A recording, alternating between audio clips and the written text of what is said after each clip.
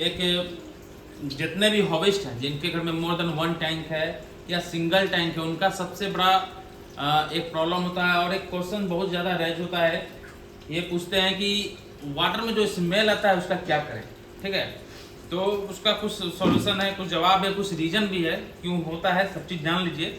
तो इस वीडियो को आप मिनिमाइज करके सिर्फ सुन सकते हैं तो आपका काम हो जाएगा, देखने का जरूरत नहीं। जब देखने के लिए रहेगा तो हम बताएंगे। सबसे पहला ये हमारा 5 फीट का टैंक हम आपको दिखाते हैं। ऊपर से कवर नहीं है, हमारा जितना भी टैंक है सारा देख लीजिए, कोई भी ऊपर से कवर नहीं है। ऊपर से कवर होने से भी एक स्मेल का चांस होता है। ठीक है, आपका टैंक में जो भी फिश है अगर आप उसको ड्राई फीड करते हैं, ड्राई पायलट्स फीड करते हैं, ठीक है, तो वहां स्मेल नहीं होगा। वाटर में बेटा टच नहीं करना, ठीक है, उसको नहीं तो फिर से डाउनलोड करना पड़ जाएगा। मत करो कुछ, हट जाओ, मच्छर लग रहा है, इधर आ जाओ। तो वहां पे आपको स्मेल नहीं होगा। जिस जगह में आप बेयर बॉटम रखे हैं और ड्राई पैलेट्स फिट करते हैं वहां भी स्मेल नहीं होगा। स्मेल कहाँ पे होगा? जहां बेयर बॉटम नहीं है, बहुत ज्यादा डेकोरेटिव है, डेकोरेट किया है अपने और फिल्ट्रेशन अच्छा नहीं रखा है, मीन्स बेनिफिशियल बैक्टीरिया ग्रूम नहीं है, तो वहां पे स्मेल आएगा।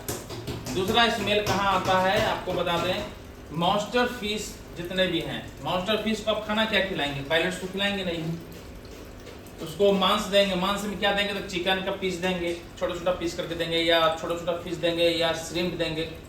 तो जो श्रिम्प देते हैं उसको खाने के बाद जो उसका सेल होता है वो तुरंत निकालता है, फिश बाहर तुरंत निकालता है।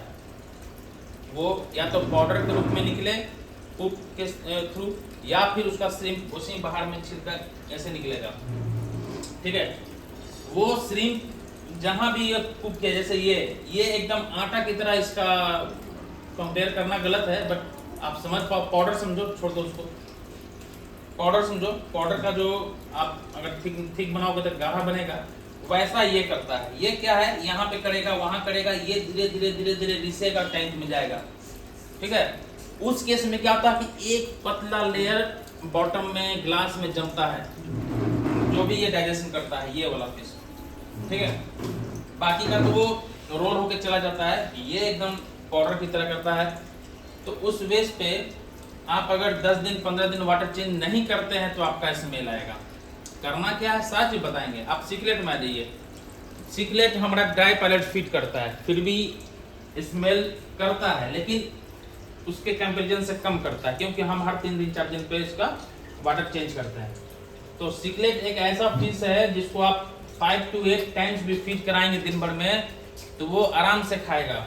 जितना खिलाएंगे उतना खाएगा और उतना अच्छा डाइजेशन उसका होता है। ठीक है, तो सीक्रेट के टैंक में आप एक चीज नोटिस किए होंगे कि वो एकदम जल्दी उसका बॉटम और जो बेस है और बैक है वो व्हाइट बना ले तो वो येलो हो जाता है। क्या हुआ ना?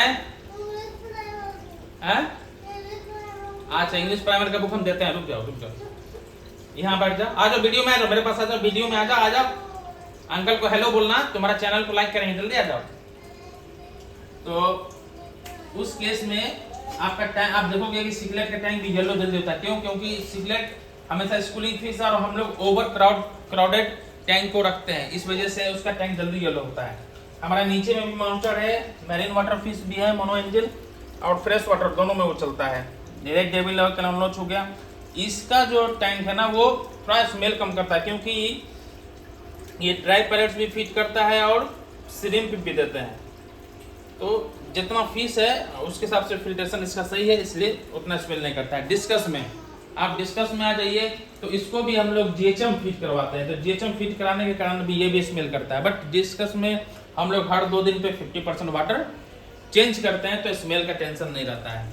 मॉन्स्टर में देखिए, स्मेल के लिए आप फिश को बंद कमरे में मत रखिए। ठीक है, बंद कमरे में फिश रखेंगे, बर्ड रखेंगे, कोई भी स्मेल ज्यादा होता है और इन्फेक्शन होगा ही होगा। आपको पता नहीं चलेगा, आपका जो रूम में जो एयर है उसमें इन्फेक्शन रहेगा। इसलिए उसको जब भी एक टैंक में, एक रूम में एक छोटा टैंक ही रखिए, बड़ा मत रखिए, ज़्यादा उसको कॉम्पैक्ट मत कीजिए, और ज़्यादा कोशिश कीजिए कि टैंक को हमेशा विंडो के पास रखें। जो भी उसका गैसेस होगा, एयर होगा, वो सारा निकल जाएगा। दूसरी बात यह करना है कि आपको अगर ज़्यादा स्मेल आ रहा है पानी में, तो वाटर को साइक्लिंग करके डालिए। ठीक है, वाटर एक इस तरह के गैलन में रखिए, एंटी क्लोरीन मिलाइए उसमें एक स्पंज फिल्टर डाल दीजिए, ये वाला स्पंज फिल्टर उसमें ऐड कर दीजिए, एंटी क्लोरीन और बेनिफिशियल बैक्टीरिया ऐड करके छोड़ दीजिए और उसको 3-4 दिन तक साइकिलिंग कीजिए रेगुलर। ये वाला जो मोटर है इससे वो चलता रहेगा, साइकिलिंग होता रहेगा। उस पानी को आप जिस भी टैंक में स्मेल है उसको हर 3 दिन 4 दिन पे 20% 30% चेंज कीजिए, या फिर वीक में एक बार करना है तो 40% चेंज कीजिए, स्मेल का प्रॉब्लम कम होगा। दूसरी बात क्या है स्मेल का, कि अगर आप श्रिम्प फीड करते हैं, चिकन फीड करते हैं तो ध्यान दीजिए कि ओवर फीडिंग ना करें, ठीक है। डेली फीड नहीं करना है मॉन्स्टर को daily chicken daily shrimp feed नहीं करना है, 1 डे अल्टरनेट करके दीजिए। अगर ओवर कराते भी हैं तो अल्टरनेट करके दीजिए और आधे घंटे 1 घंटे बाद 20% पानी को साइफन कर दीजिए। तो क्या होगा कि स्मेल का जो प्रॉब्लम है वो खत्म होगा।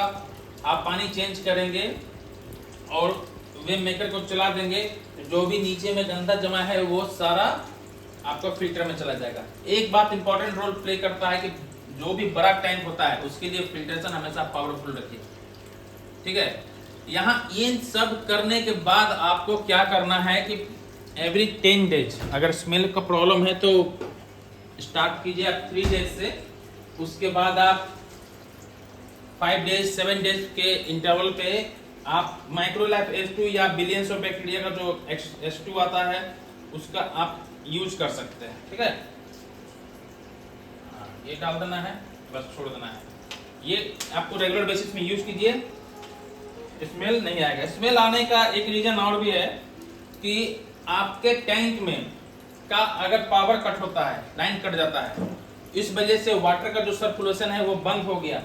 अगर बंद हो गया तो क्या होगा कि रिवर्स होता है, जो उसमें गुड बैक्टीरिया है वो मरना चालू होगा। वो मरेगा तो जीने के लिए वो ज्यादा ज्यादा ऑक्सीजन को कंज्यूम करेगा।